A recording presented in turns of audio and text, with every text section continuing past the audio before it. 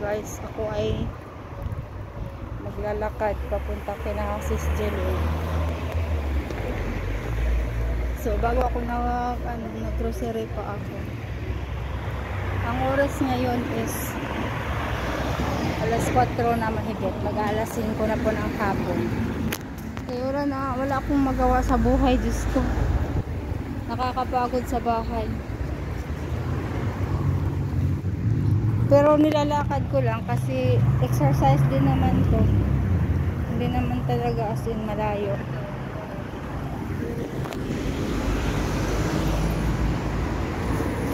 Parang gusto ko pang bumalik sa bahay kasi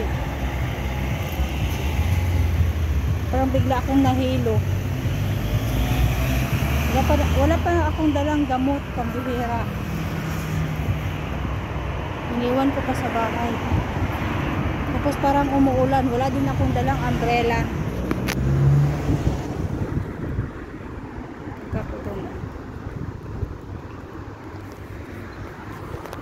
Pero kaya to, kaya lang.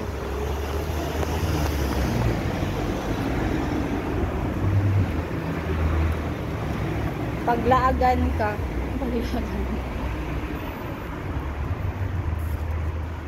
kailangan natin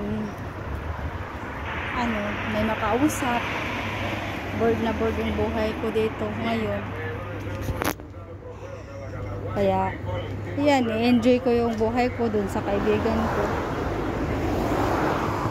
Oh, mainit. Sana di ako maabutan ng ulan, guys.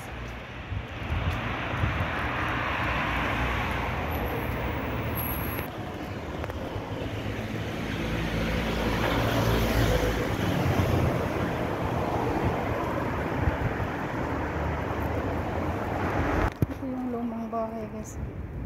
Ito lang yung ganitong bahay yung gusto ko. Yung flat lang siya. Simple lang.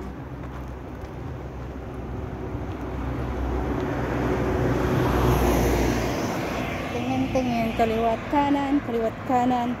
Kasi may daan doon. May daan din doon. Si Sis Jilin kahapon, nagpunta siya dito sa bahay ko. Nilakad lang daw niya ng 25 minutes. Pero pag ako pumupunta sa kanya, 45 to 1 hour po ang ko. Kahit malakas, parang malakas na yan sa akin na lakad. Oh, di pa ako naka 1/4, hiningal na ako. Ha? Hiningal sa ang ganda ng daming bunga ng mandarin. Ano flower to? Flower to. Mabaho. Naligo ako bago ako umalis papunta dito. Ayan, may gumamela.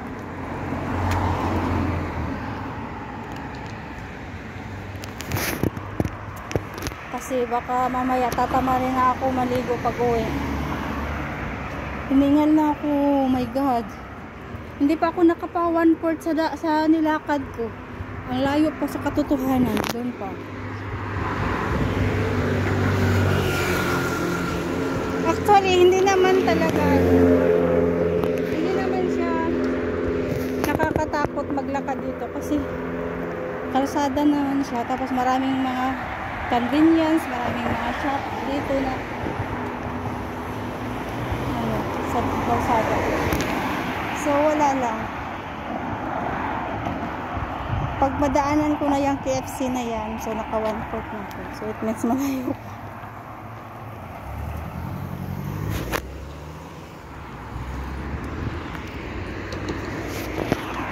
Akala ko si Ivana Alawin. Parang kahawig siya ni Ivana Alawin. Hindi pa. Sana di ako maabutan ng ulan kasi parang nagkalog-kalog yung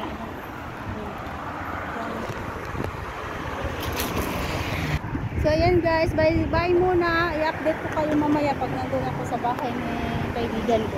Kasi still gagala lang ako. Then bukas na naman holiday kasi Sunday. Day off ko. Kaya ang ang lakas ng hangin.